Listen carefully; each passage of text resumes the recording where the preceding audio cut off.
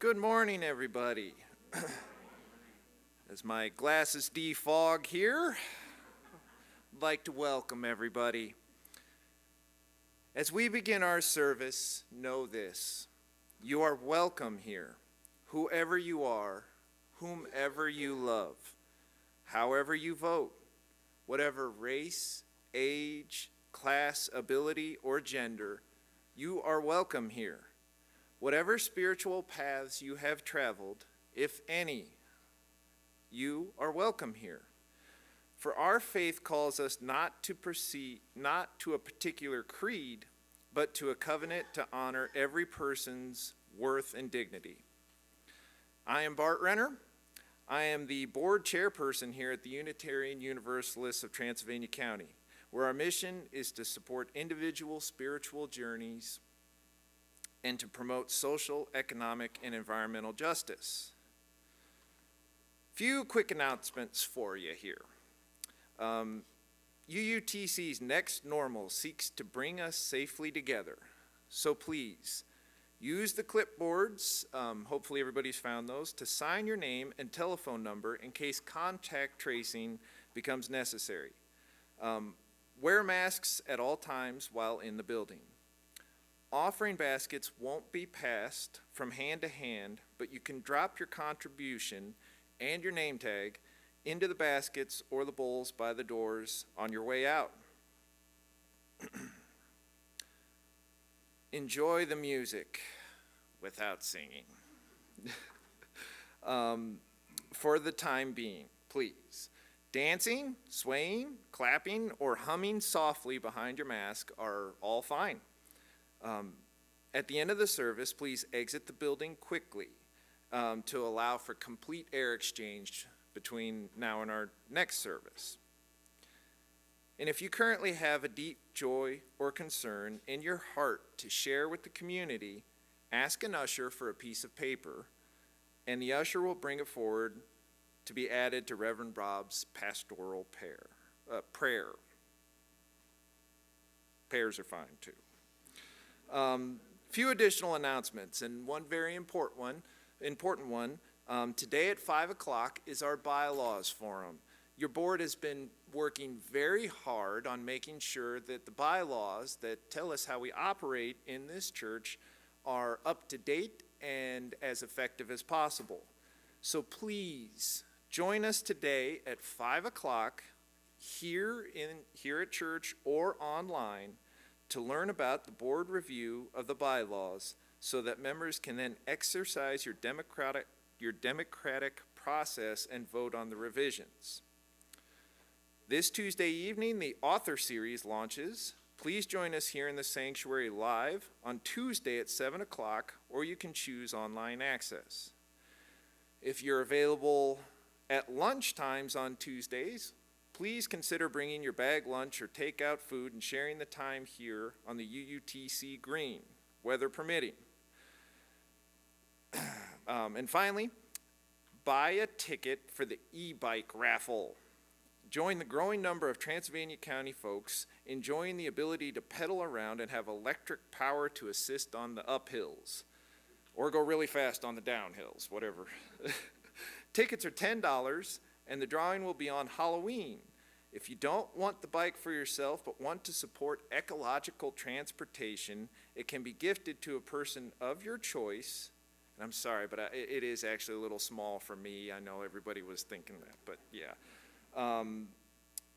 Or through one of the agencies which might know of folks who need reliable transportation. Please relax into the spirit of worship as we listen to the music provided by Janice Cannon, Elaine Shaver, and Carlene Reagan, titled I Believe.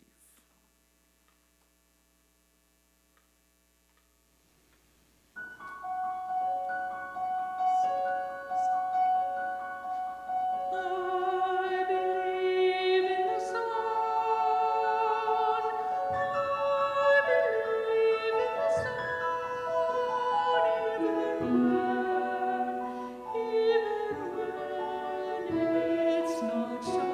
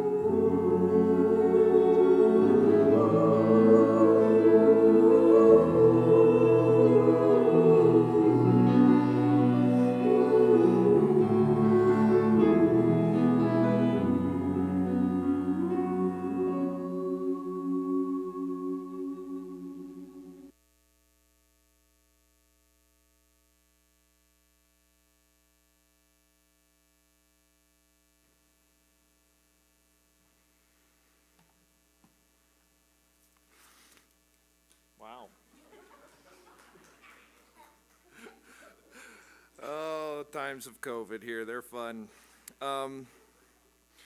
Okay.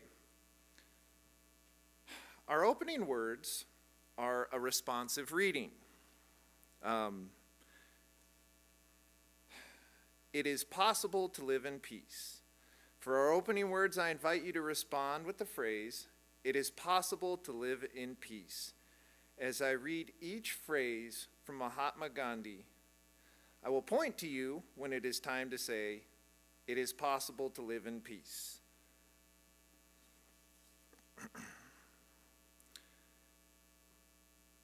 If someone with courage and vision can rise to lead a nonviolent action, the winter of despair can, in the twinkling of an eye, be turned into a summer of hope. Nonviolence is not a garment you put on and take off at will. It is in the heart, and it must be an inseparable part of our being. Nonviolence, which is a quality of the heart, cannot come by an appeal to the brain. It is a plant of slow growth, growing imperceptibly but surely. If a single person achieves the highest kind of love, it will be sufficient to neutralize the hate of millions. If we are to reach real peace in this world, and if we are to carry on a real war against war, we shall have to begin with the children. The future depends on what we do in the present.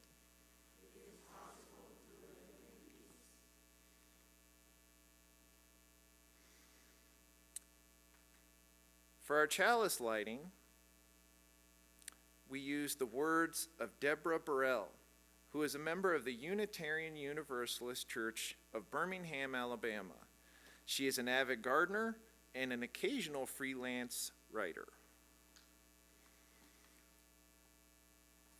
Fire consumes and casts a bright light. May our chalice flame consume our regrets for the past. May our fears about the future and our worries about today. May it light our path of joy and peace.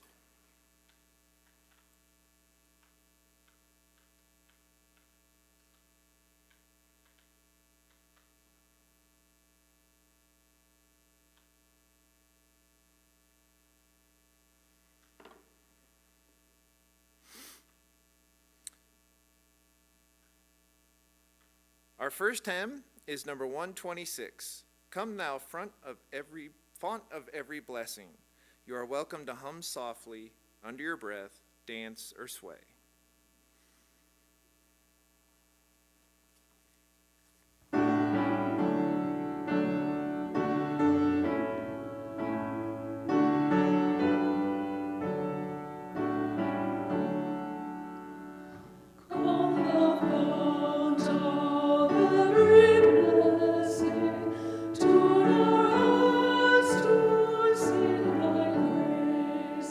Streams of mercy.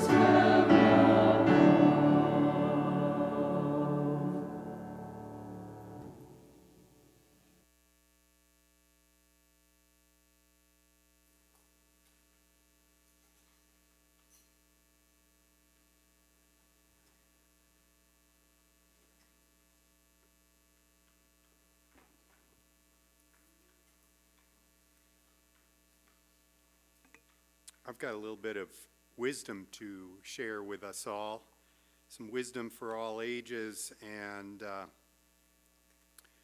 this is a story that I learned in theological school, although it's possible that some of our youngest here will have heard this story in their religious exploration. I don't think so. So I'm going to tell this story for all of us to hear on this day, the 19th of September of 1836, was the very first meeting of the Transcendentalist Club. Now, some of you are nodding. You know exactly what the Transcendentalist Club was. And most of you are like, that's nice, Reverend Bob, tell us now. So, the Transcendentalist Club was a group of people who really liked nature, spirituality, and while they were connected to religion oftentimes, a lot of them Unitarians, they also kind of felt like they were trying to have their own way of expressing what was spiritually important to them. So this group of people included big names that might be known, like Ralph Waldo Emerson, or Nathaniel Hawthorne, or Henry Thoreau, or, and that's the way you pronounce it, Thoreau, or Margaret Fuller, or they had the Bronsons and the Alcotts and a whole bunch of others in the group too. All right, so that's the background story, but the real story is about Margaret Fuller's cow. You see, because the Transcendentalist Club didn't just want to have a club, they wanted to have a commune too. And so what they decided was they would gather together and they would have this cooperative farm, and they would have great long talks with one another, and they would go on long walks, and they would be wise. I'm just going to try to stand here and be wise. But you see, while they were all being wise on their cooperative farm, the animals needed tending to.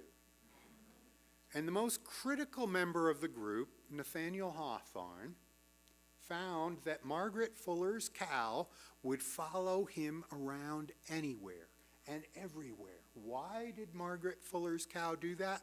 Nathaniel Hawthorne said it's because he's the only one who paid attention to the farming that needed to be done. That was a smart cow and knew that Nathaniel Hawthorne wasn't just going to stand there and be wise. Nathaniel Hawthorne was also going to make sure there was hay and feed and water, and probably figure out when milking time was. So you see, sometimes a lot of us can decide we want to enjoy nature, farms, and the outdoors, but that doesn't mean that we figured out we also have to work. And we have to make it okay for all the farm animals. So, in life, ministers often quote all the people, including Margaret Fuller or Ralph Waldo Emerson or Henry Thoreau, but it's the Nathaniel Hawthornes of the group, the ones who pay attention to the animals. Those are the ones that I hope that you learn the wisdom to be. Because standing here like this is nowhere near as good as this. The cow will appreciate it. All right. So, out of all this wisdom, I don't know what you're going to get out of this, except that, as I said, every farm needs somebody who will milk. Every farm needs somebody who will feed or muck out the barn. Every farm, even if it's a spiritual farm, even if it's a transcendentalist Unitarian spiritual farm, needs the people who will dive in do what's right for the animals and each other. Okay, so now we're going to be doing the time in which we have a recording from John from last week, and we're going to rise and wave as willing and able. And the children ages 5 to 12 who wish to go to the Children's Religious Exploration program may do so. And Cadence, come on forward. You will lead with the light, and we'll take that from our chalice to share.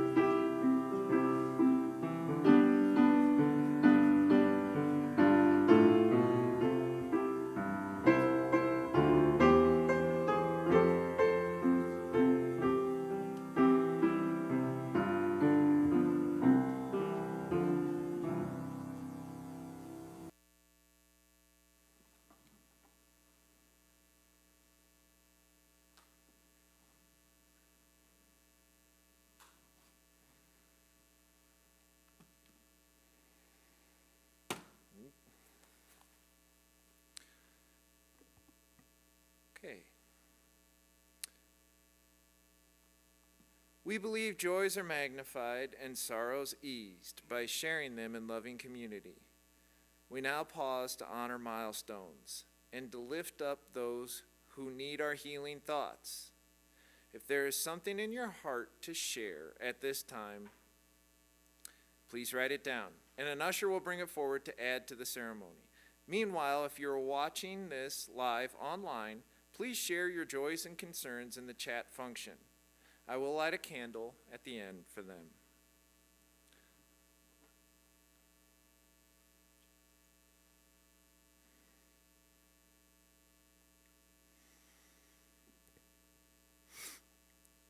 As we are watching the lines on coronavirus charts angle upward and the rise of Delta in our county, we light a candle for courage and perseverance.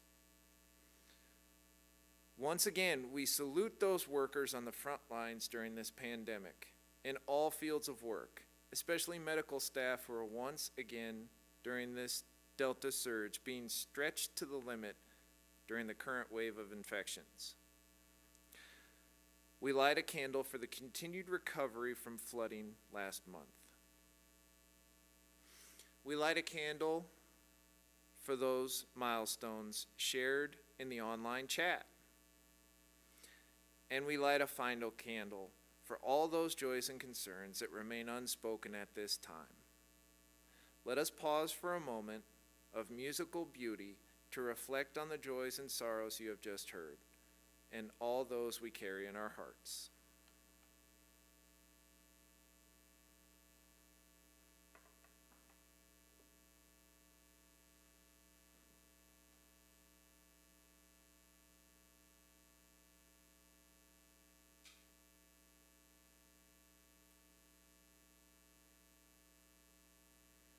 May I be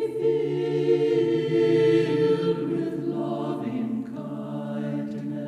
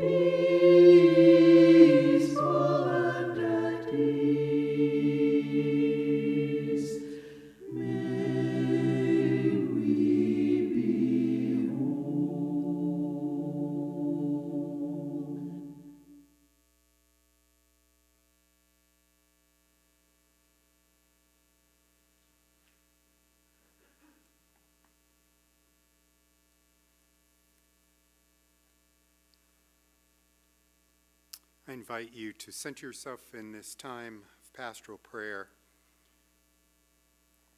I will read from the notes that were passed to me, and if some have not yet been shared, you can always leave a note in the chat box or a piece of paper with me later, and at the second service I'll be sure to include it in the prayer. And then I will follow with the prayer words of my colleague, Reverend Lynn Cox. Spirit of love and life, let us lift up those who are watching transitions occur in loved ones in their circles. In particular, will we please keep the family of Linda Lindberger in our thoughts as they say farewell to Ashley, age 31, who is dying of cancer. Gypsy held in our thoughts as well. Let us also remember that we are mobile creatures here and far away, and to keep our connections going, but the grief of being distant, in particular for those through sadness at the move of a dear friend, Suzanne Rolland, to Hilton Head this week.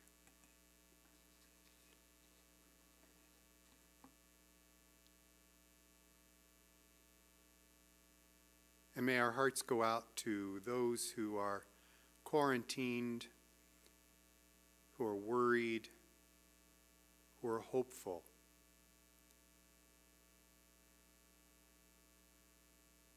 Spirit of life, ever adapting and renewing, we have come together this morning with yearnings that do not match. We yearn for stability, for even one moment of feeling like we know what is going on, for the ability to predict and prepare for what is coming next.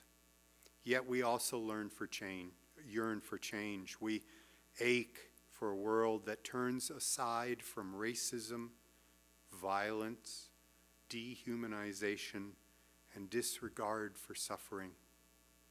We pray for a change in the illness, grief, isolation, incarceration, and vulnerability of our loved ones. We reach for connections that will remind us that we are worthy as we are, and we reach for connections that will help us to become our best selves. Hold us in the heart of both and. Cradle us in the mystery. Cherish us in the eternal presence of love, and encourage us on the path of growth and development. As individuals and as people, help us to become who we are called to be. Lead us to open pathways to deeper wisdom through reconciliation, self-respect, and mutual respect. Compassion, and owning and making amends for our mistakes. Source of wonder, move us to express and live in gratitude for the beauty of this world, the loving people in our lives, and this day of possibility. To this end, we add the meditations of our hearts as we enter into a brief moment of silence.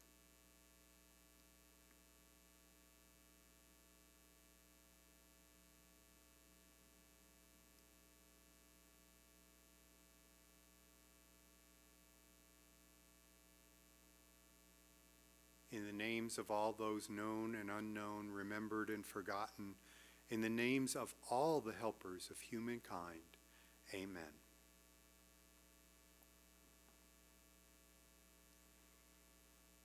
This is the time in the service in which I remind you all that once our hearts have been opened to prayer, I also ask that you open your hearts and your pocketbooks to generosity. For every dollar that you give, you receive 1 point for heaven. No, sorry. Forgot. We're universalists. You don't have to worry about hell. We're all universalists.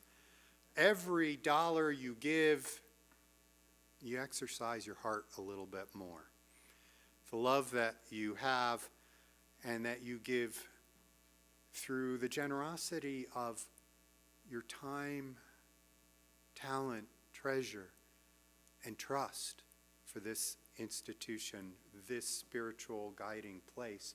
All of this is important for the health and well-being of you and for the good of this congregation and for the good of this whole Transylvania County and our presence in it. Whatever you may give in the baskets at any point you need a stretch break, or the bowls as you're leaving, or online as you click on your web browser to make a donation. What you give in love, we receive with great joy, and we say thank you.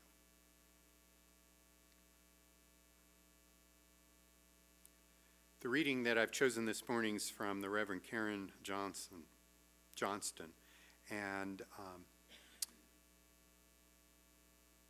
it's lovely to have had colleagues share so many resources. If you ever get bored someday and want to find a good reading, not only does our weekly announcements often have a recorded reading from a member, and you can look back through old links to find those, but the UUA has a worship web, and you can go and look up all sorts of wonderful resources when you need them.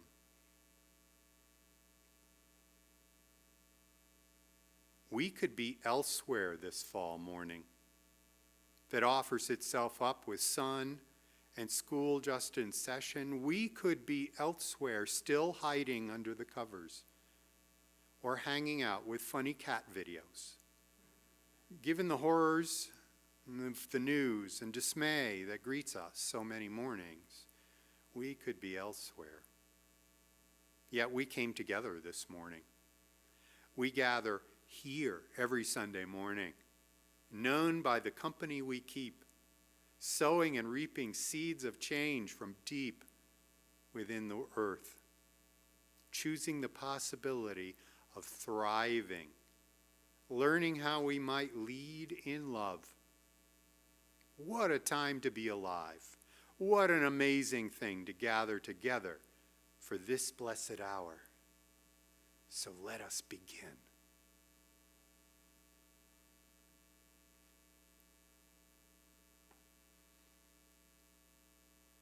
The topic about centeredness and possibility in our theme month of embracing possibility comes to me with a sense that it's our grounding. It's our grounding that helps us enter into the vulnerability and the openness to be able to embrace possibility. Throughout this service so far, our prayers, our music, our being with one another, this is all a piece of being centered in our lives, in our world. May you take a deep breath, and may I bring you something of the reflection which helps you make it through another week, another month, another hour in a world that needs centeredness and balance. Now, throughout history, people have figured out what it is that helps them make it through. What was it like?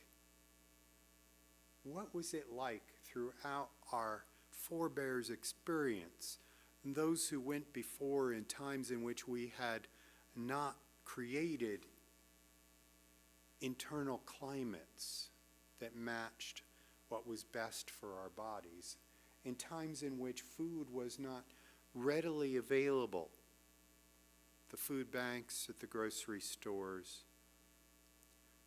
What if we think back to the times in which people were having to push themselves to the limit every day.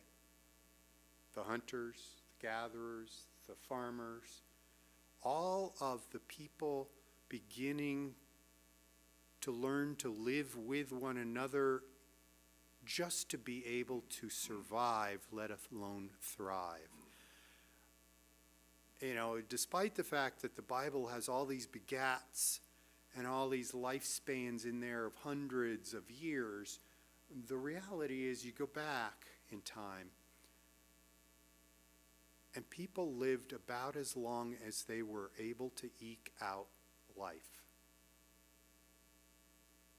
While we may say we're in the midst of a rat race, we're overloaded. Imagine what it's like not to decide to jump on the treadmill because your body needs some movement to get up from that screen where you've been reading all the nasty news or watching cat videos or puppies. Hey, equal time here, puppies and cats. Imagine that it wasn't jumping on a treadmill, but jumping through the streams, running at the break of dawn to find something that would be edible for you on this day, and to keep your ears open to anything that might want to make you an edible tidbit. I say this because I want us to have a little bit of perspective when we think about how stressful our lives are. There's a whole lot that we have joined together to make sure, and we call it civilization, and sometimes it is, that helps us smooth over some of the worst of the very basic needs. I learned when I was a kid of Maslow's basic needs. We need water and food, shelter and clothing, or I might have mixed that up. Maybe we need clothing, shelter. And then we need safety and love and spirituality. I'm trying as a minister to talk about this centeredness and possibility by saying that we've worked over time to learn to be with one another and be able to tolerate having a lot of people around us because we've learned that we can get along better. Now, this doesn't mean that we don't need observances to teach us again. 4 decades ago, the UN started something on this moment, actually September 21st, which is International Peace Day. And I don't know that we talk a whole lot anymore about hearing about what the UN is saying. Let's recognize that we are a whole world. Well, on the 21st at noon, we're supposed to have this wave. Now, I went to sing the Star Spangled Banner at the it's not Senators, that's Harrisburg, tourists game in Asheville. And somebody, the innings were dragging, somebody all the way over in section AA got up and did this. Said, go. And in section B, somebody just happened to catch it out of the corner and went like that. And then it died. And then they tried again. And then finally it went all the way around to the third base line in the stands. A wave. Why did we do that? We were bored. What did it do for us? It made us feel connected. Made us feel like there was a fun moment. Made it feel like we were out and about with people, not hiding in our caves. So the International Day for Peace is a wave. And at noon, whatever time zone you're in, you take a moment of silence. And so all across the time zones on the 21st, maybe not everybody gets it, but people will take a moment to pause. Turn off the cacophony. Don't write that nasty rant on your social media. Just take 1 minute.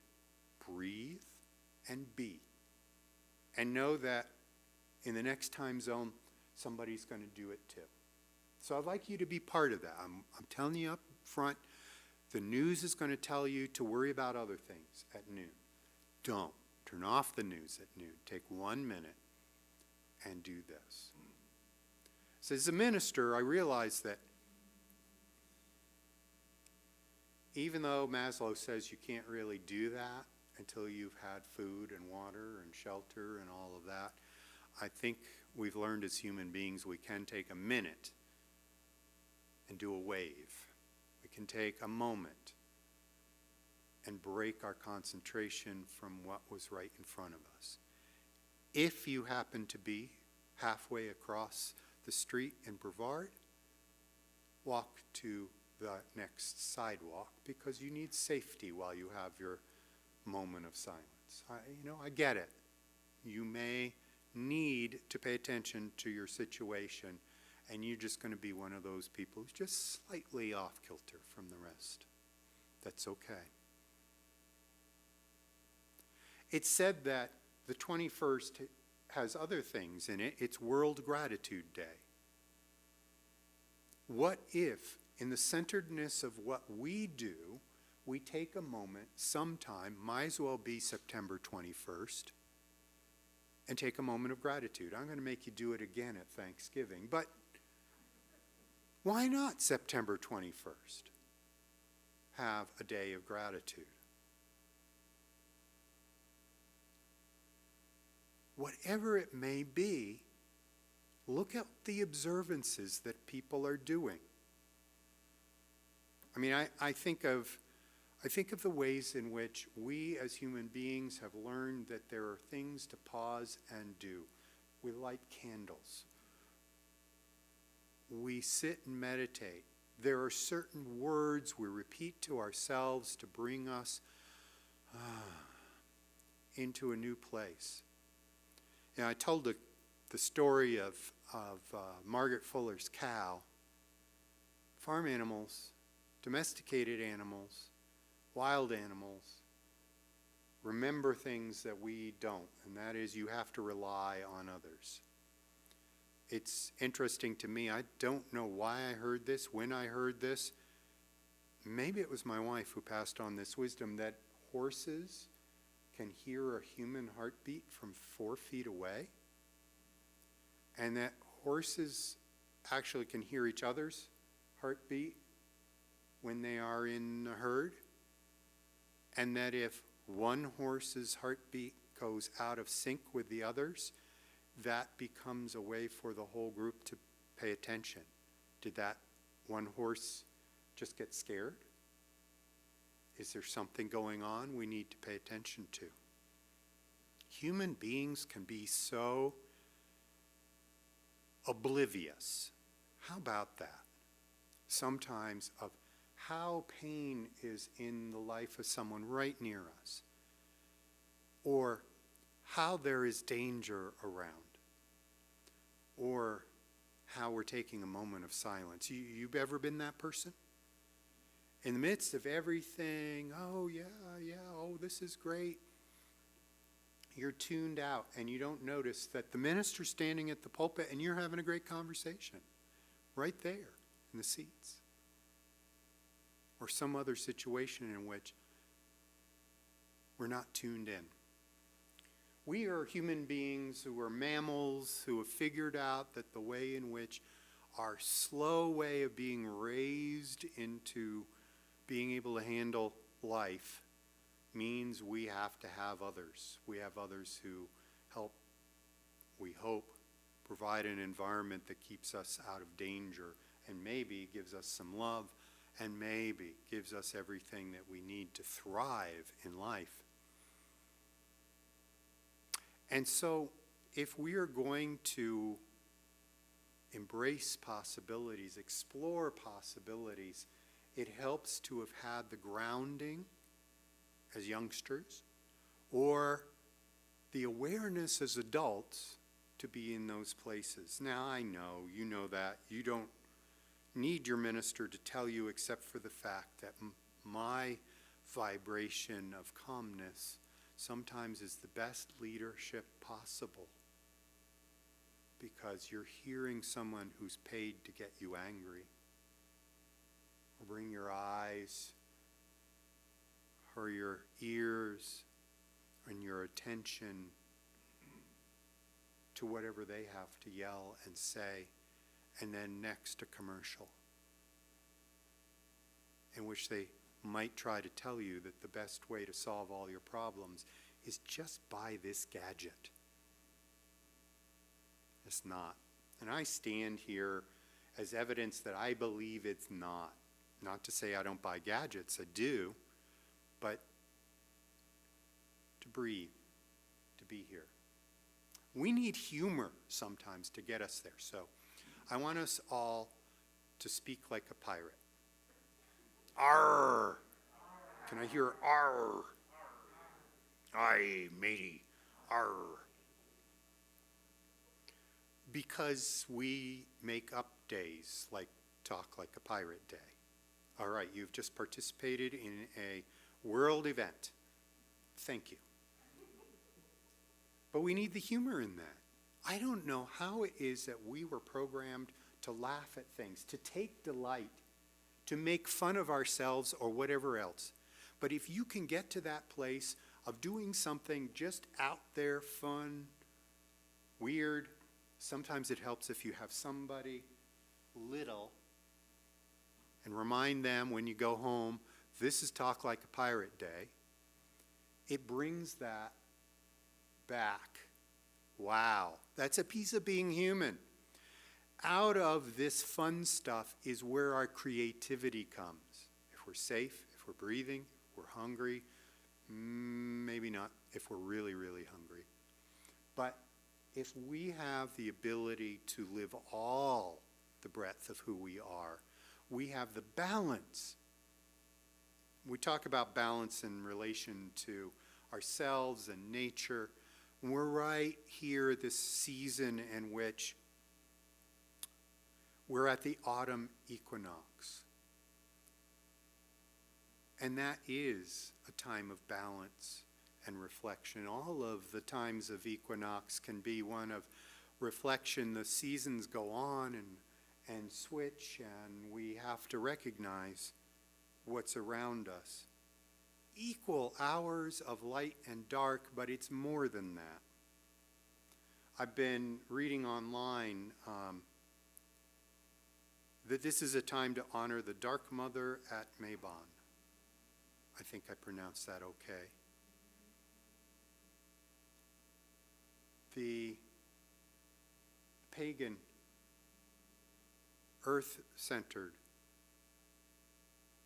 ritual welcomes the archetype, as I read, of a dark mother, and celebrates the aspect of the goddess, which we may not always find comforting or appealing, but we must be willing to acknowledge. There's a centeredness in acknowledging those things. It's like, say we were at Walden Pond with a transcendentalist skipping stones, and we don't plumb the depths. And it's bounce, bounce, bounce, but what happens? Sink. We can't go skipping across, not knowing, not paying attention to the seasons or the depths or the shadow and the balance of light and shadow play. We can't go through life forever just skipping across on the edges. We need the time to go deeper. Maybe it's not comfortable to go deeper and we'd rather skip. But we need that.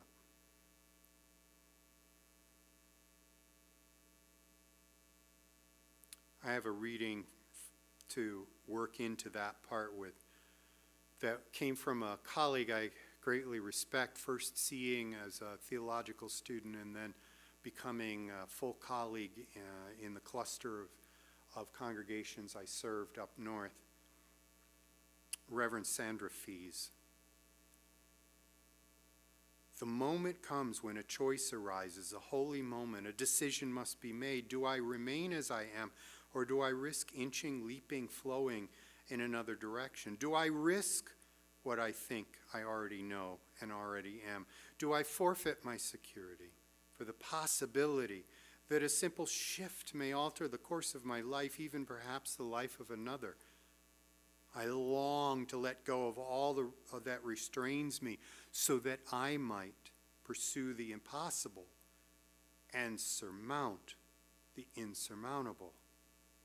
To let go of anger, to let go of the need to be in control, to forgive a friend, to forgive myself, to refuse what thwarts my spirit, to refuse what limits my mind, to surrender to what will come, to surrender to this holy moment I have let slip away for too long.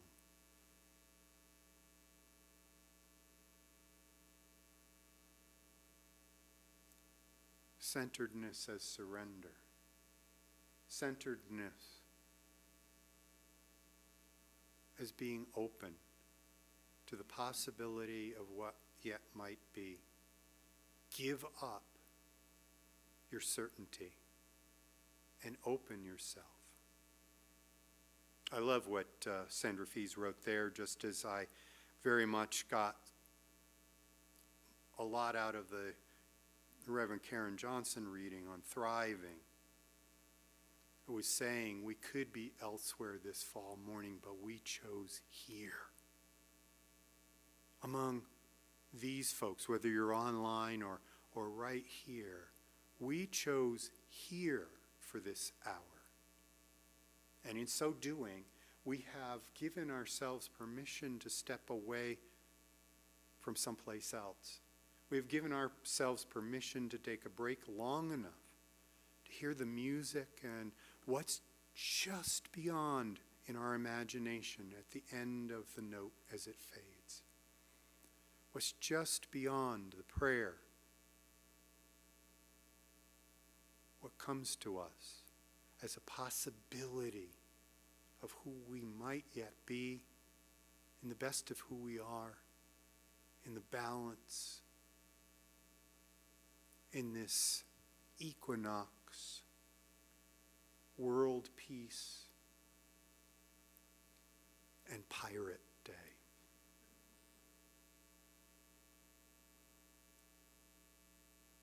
May I have been a calm centeredness throughout this time with you. Thank you for being here.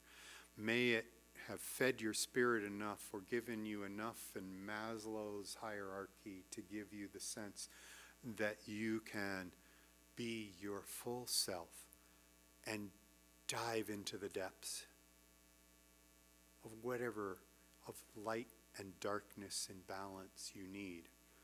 May this place continue to be that I'm showing up, I'm here, it's real. Thank you. Thank you for being here.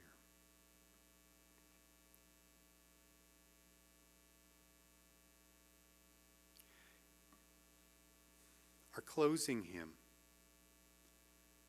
is one Janice and Elaine I thank so much for the music and talent, and Carlene.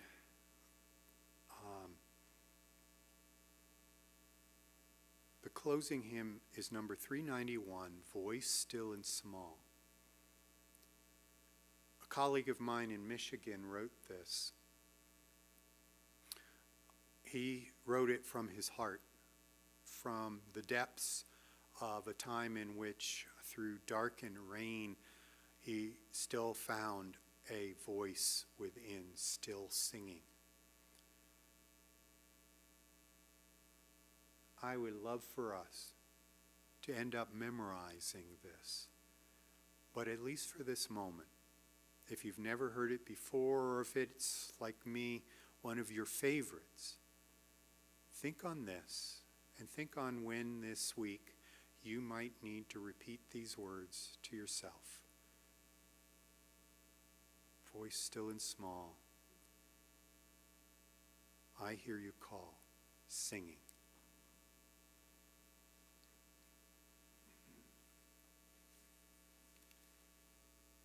Voice still and small, deep inside all, I hear you call, singing. In dark and rain, sorrow and pain, still you remain, singing. Calming my fears, quenching my tears, through all the years, singing.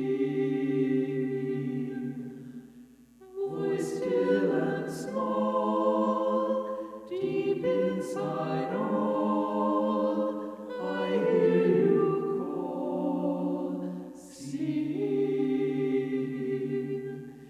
In dark and rain, sorrow and pain, still you remain, singing.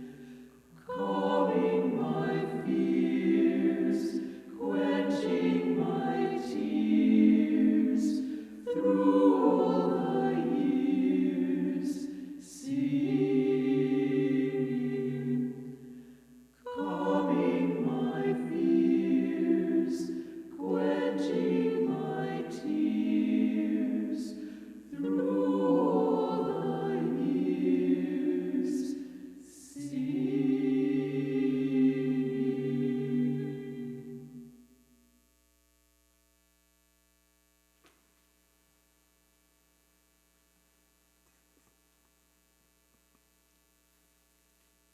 As I extinguish our chalice, may you carry the light with you. I will share the words of my colleague who I remember meeting each year when I would go to continuing education.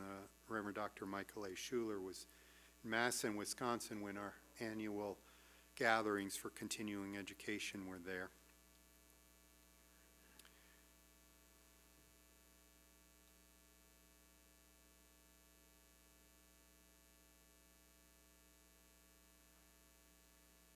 We have reached the end of this time for gathering and memory, and for letting the imagination play with future possibilities.